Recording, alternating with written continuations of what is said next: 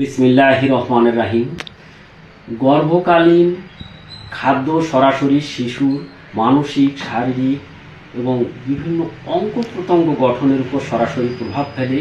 তাই এখানে খুব সতর্কতার সহিত খাদ্য গ্রহণ করতে হবে এবং কিছু কিছু খাদ্য অভ্যাস এড়িয়ে যেতে হবে।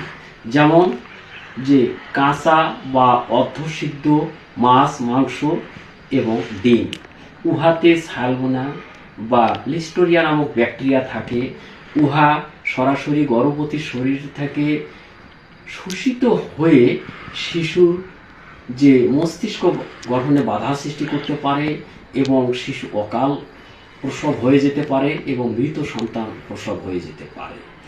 আবার গ্রাম বাংলায় কিছু কিছু অভ্যাস আছে যে গাভীর দুধ দহনের পরপরই গ্রহণ, উহাতে লিস্টেরিয়া নামক যে ব্যাকটেরিয়া থাকে, উহা যে শিশুর অঙ্গ প্রত্যঙ্গ গঠনে বাধা দিতে পারে এবং মৃত সন্তান প্রসব হতে পারে। তারপরে কিছু কিছু মানুষের অ্যালকোহল গ্রহণ করার প্রবণতা থাকতে পারে। আমি আছে এমনটা বলবো না, যদি থাকে তাহলে এই অ্যালকোহল শিশুর অঙ্গ প্রত্যঙ্গ গঠনের বাধা সৃষ্টি করবে এবং বিকলাঙ্গ শিশুর জন্ম হবে। আবার দেখা গেছে যে চা, কফি এবং এনার্জি ড্রিঙ্কস ইহা যদি বেশি পরিমাণে খায়, সরাসরি গর্ভনালীর মাধ্যমে শিশুর শরীরে যায়, ইহা ভাঙতে পারে না। তাই শিশুটি কম ওজনের হবে অথবা দেখা গেছে গর্ভপাত হয়ে যাবে। তাই সরাসরি যে প্রভাব ফেলে এমন ক্যাফিন না গ্রহণ করাই ভালো এবং অতি অল্প হলে সমস্যা হওয়ার সম্ভাবনা কম।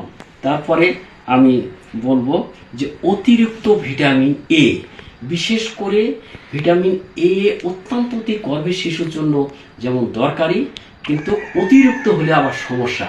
বিশেষ করে বেশি পরিমাণে যদি সে লিভার জাতীয় খাবারটা খায় বা সাপ্লিমেন্ট ভিটামিন এ নেয়, যদি অত্যাধিক হয় তাহলে সেক্ষেত্রে অঙ্গ প্রত্যঙ্গ গঠনে বাধা দিতে পারে এবং বিকলাঙ্গ শিশু পৃথিবীর বুকে আসতে পারে।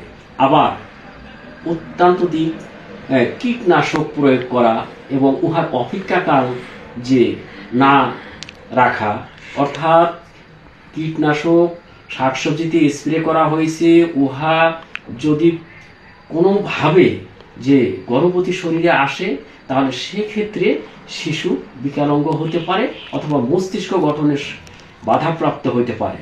তাই যে যদি মনে হয় যে কীটনাশকের খারাপ প্রভাব আছে তাহলে উহা এড়িয়ে চলাই ভালো। আপনারা সঠিক খাদ্য অভ্যাস গঠন করুন এবং গর্ভের শিশুকে সুস্থ সবল রাখুন। আসসালামু আলাইকুম।